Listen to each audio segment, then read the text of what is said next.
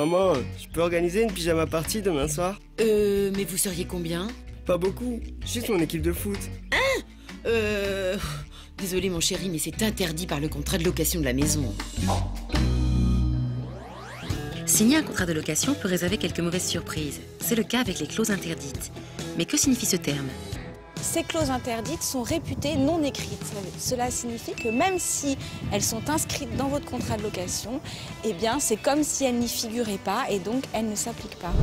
Mais faut-il encore savoir ce qui est interdit et ce qui ne l'est pas? En cas de doute, Vous pouvez vous référer à la liste qui figure dans la loi du 6 juillet 89. vous verrez qu'il en existe une vingtaine, certaines moins évidentes à repérer que d'autres car pouvant prêter à confusion dans leur interprétation.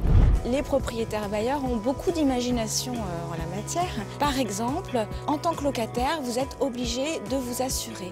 Néanmoins, votre propriétaire ne peut pas vous imposer sa compagnie d'assurance.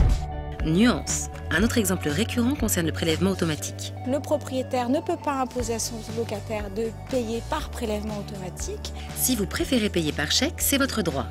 Une clause que l'on retrouve assez régulièrement concerne l'interdiction d'héberger quelqu'un chez soi.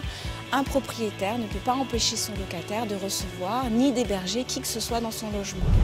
Alors que faire si ce genre de clause apparaît dans votre contrat? Pas de panique, c'est très simple. Il n'y a pas besoin d'aller en justice.